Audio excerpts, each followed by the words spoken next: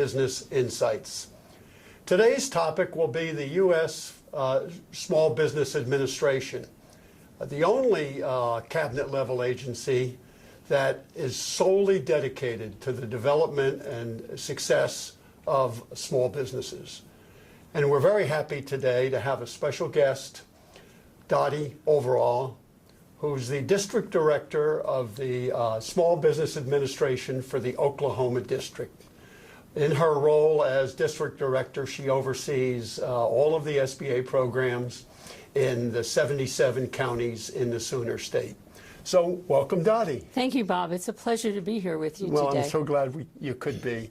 The SBA is a very critical and important organization that is often misunderstood, if not overlooked.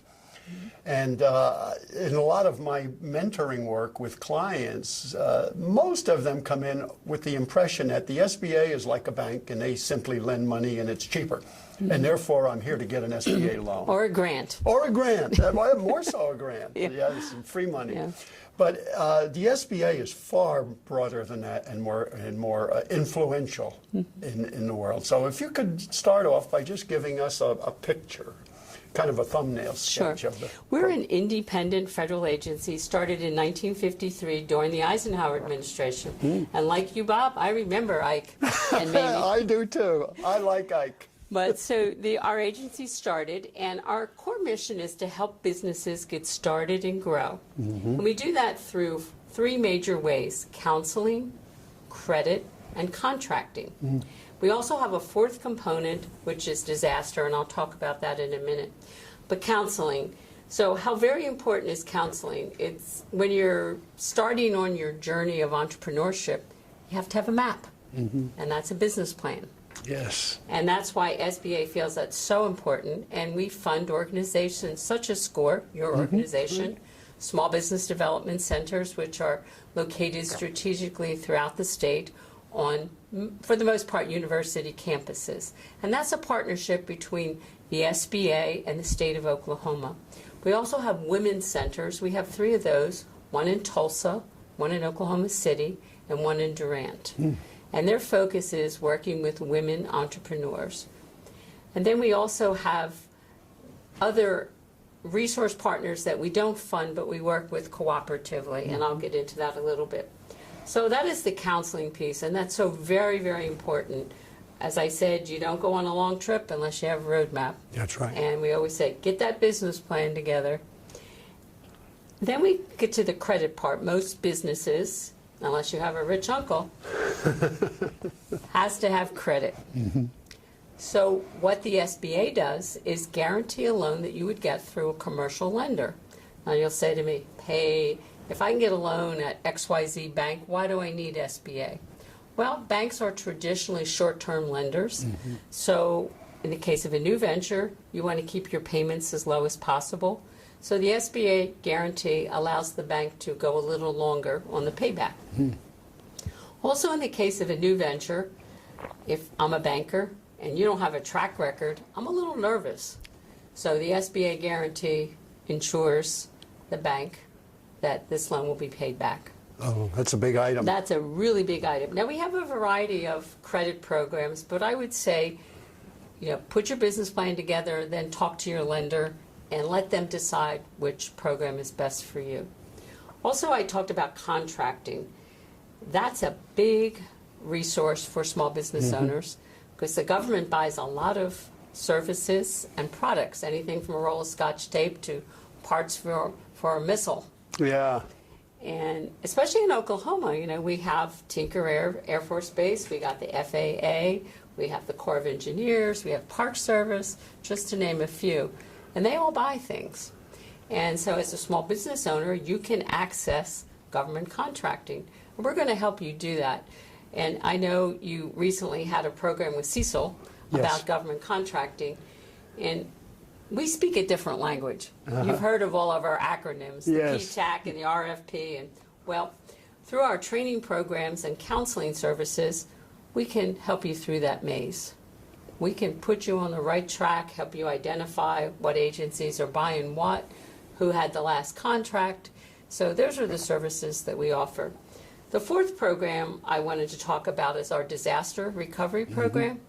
It's a program that, well, I'm very happy to tell you about it, but I sure hope you never have to use it. Absolutely. So after a declared disaster, it could be a tornado, a hurricane, earthquake, the Small Business Administration will come in with low interest loans, and we will help businesses with physical damage and economic injury.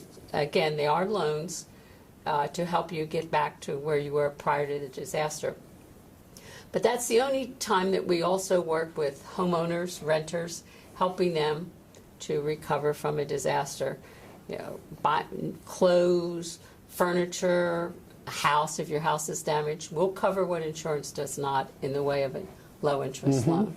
So in a nutshell, that's what we do. Oh, that's great. It's very, very comprehensive Yes, compared to what most people think.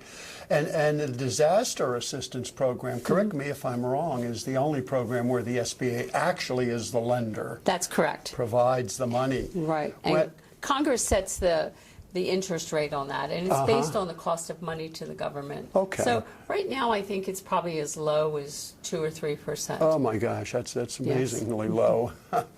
Well, are typical banks in Oklahoma also SBA lenders? I would say now we have over 200 banks in our program. Now, I would be remiss if I don't mention that our sister agency, USDA, they also make guaranteed loans for businesses.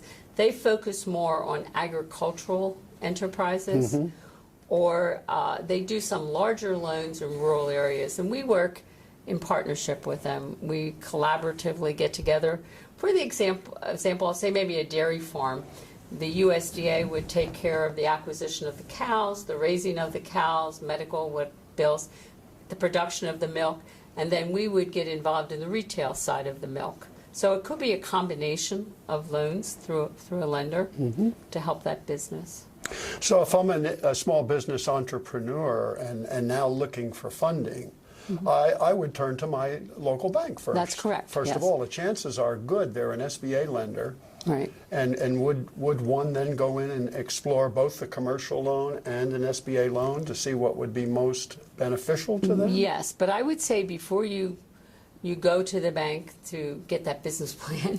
Yes, of course. And make sure that you did the business plan. Maybe somebody like SCORE or SBDC could have looked at it for Absolutely. you. But I think the last thing a lender wants is to get a business plan and ask you a question and you say, well, gee, I didn't do it. And I'm you not can't really answer sure it. how I came up with that number. But yes, and you would talk to your bank. You could come and talk to us first if you like, and we can tell you what banks are doing loans. Some banks may be more apt to do startups than other banks, and we'll work with you on that. But I think dealing with your bank of account first is important. Yes. And the bank may make you the loan directly. And we're not going to compete. We're there to help you get that loan. Yes. That's good. Yeah, and as a SCORE organization member, too, we worship the business plan, as you know. It really is the instrument to help you get your ideas and concepts down on a piece of paper, and the bank will insist on it. Right. Absolutely. And through the life of your business, you know, that business plan is always a fluid document. I've known people come back to SCORE for tune-ups once a year. That's right. Yeah, that's right. And also, you may have to go back for financing later. If, like 2 years down the road, you may say, I maybe need to get a line of credit because I want to do business with the government. So you'd be going back to your bank. And we always say, be friends with your banker, because if you're running into a little problem, you need to discuss it with them as soon as possible. Yes. And that's another good program that SCORE does, helping a business that's facing some issues or trying to make a decision. Should I expand? Should I add another line? Yes. And if you're a business owner, who do you have to talk to? You can't always talk to your employees about possible changes. So coming to SCORE, your unpaid board of directors. That's right. That's right. with a lot of experience. Yes, yes, Yeah, that's very very much good. so, yes. Going back to the point you made about government contracting too, in our recent podcast with Cecil, it was quite surprising to me actually that he said 27%, I think, of government spending is set aside Right. for small business. It's huge. It's a huge amount. And SBA monitors the report card that goes to Congress and the President. Oh. So if you're the Veterans Administration or Department of Defense, you want to make sure you're meeting your goals. And we also set aside contracts for women business owners, Yes. service-connected disabled vets, what we consider the underserved community. So all those agencies additionally have those set-asides. Yes, that's an excellent point. I was going to ask you about specific population set-asides and other benefits that people often don't realize Right. exist and should take advantage of. Yeah, and most of them require a certification, so if Yes. you can come talk to us, or if you get a hold of Cecil, you can talk to Cecil. The different certifications are very important because they'll give you priority points when you look at a government contract. So it's important to do that ahead of time. Ahead of time, yeah, Yes. right, and get prepared. And the other thing I always recommend to people doing business with the government, make sure you have a line of credit at your bank available, because when that contract comes up, you have to move pretty quickly. Yes. The government isn't going to wait till you get your financing. That's a component of getting the contract, that you have financing available, because you do have to wait 30, 60 days for the money. Yes. I know the SBA works a lot too with the tribes in Yes, we do. Oklahoma. We have, what, 39 tribes? 39 federally recognized Federally tribes. recognized tribes, more than any state in the Right. country, and there are special focus or programs. Right. We have a program, our 8A program, and the name has to do with the law. It's nothing creative. Nothing creative, Yeah, right. and a lot of the tribally owned firms apply under that program, and they have some priority on contracts. Yes. But the 8A program is open to anybody that fits the underserved market definition. Oh, that's very important, and we talk about that with clients all the time Right, who come yes. from a situation Right, that applies. Right. Yes. The ecosystem of partners that you kind of alluded to before is something that's always impressed me, and the SBA is the hub. Yes, I we're look the at that conduit as in the a lot of conduit. times. Yeah. In the case of SCORE, we're a partner. Right, you're one. And we're in large part, funded by the SBA, as are some others. Right. But I'm always impressed to see the vastness of the ecosystem in Oklahoma.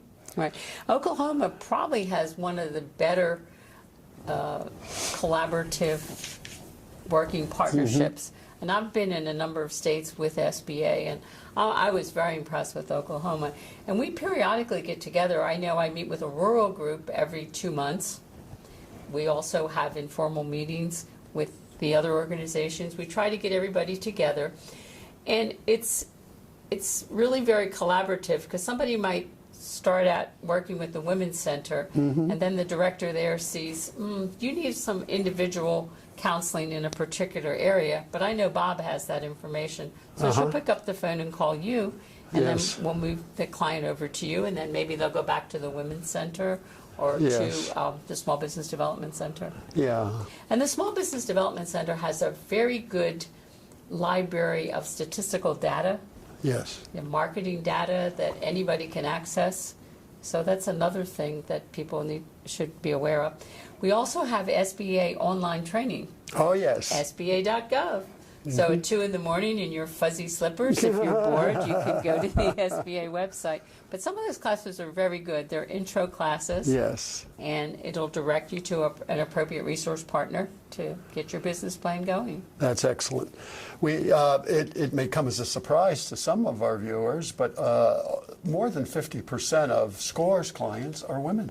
Yeah, we're seeing more and more of that. Yes, and it's very routine for us to refer them also to the Women's Business Center, if for no other reason than to attend the breakfast every month and network. That networking is very good. Yeah, I forget where they meet now. I think it's Kemp's. It's Kemp's Yes, on and 10th Street in that's Oklahoma great. City. And one of the things I've noticed over the years is Women network pretty well, Yes, and they'll buy from each other. yes, They're yes, very indeed. loyal to their Yeah. posse.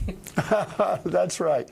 But we say camps. That's because we're here in Oklahoma City. Yes, but there are women's breakfast meetings around Oh, yes, the state. throughout the state. Yes, yeah. That's a good point. If you're out, if you're in another part of Oklahoma, Sure. look at the Women's Business Center agenda online and find out where there's one near. Right. Some of our viewers. And my staff is always available to come out and do informal meetings. If you have an organization, say you belong to Kiwanis or Lions Club, give us a call. We'd love that's to a great come to your point. meeting. That's and a great we would point. take you too, Bob. Oh, my goodness gracious. Well, Dottie, thank you so much for Thank being you. here. I think it's been a great overview of the SBA. It plays a very important role in the real fueling of small business development in the United States, which many of us think is the driver of our overall economy, ultimately. I do want to let our viewers know that the SBA website, sba.gov, as you mentioned, or sba.gov/OK, will get you right to the Oklahoma That's right. website. Very And on there's a plethora of great information, all of the things that you covered today, more details about. There's also some periodicals that are very valuable. One is the SBA Guide, Resource Guide, that you put out every year. It's probably the most comprehensive digest of all the resources that are available specific to Oklahoma as well as at the federal level. And then there's a small business startup guide for would-be entrepreneurs that are available. This is available in digital too, Yes, it is. online. If you Online, go to yes, the website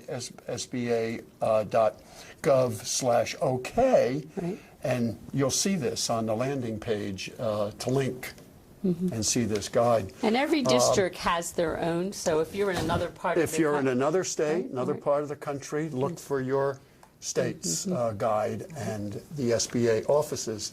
And the online library of the SBA has 63 courses, online courses. You counted them, Bob.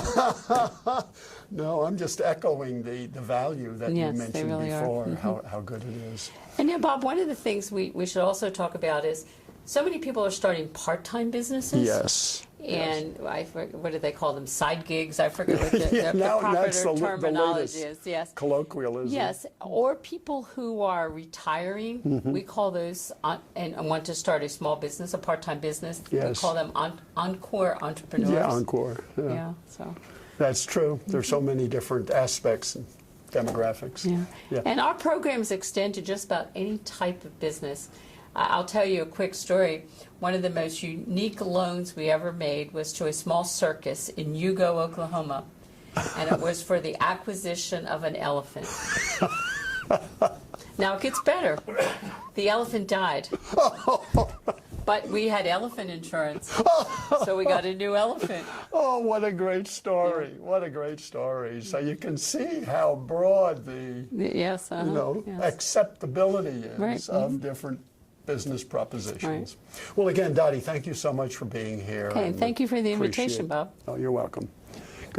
Goodbye to our viewers, and we'll look forward to seeing you next month for our Business Insights podcast.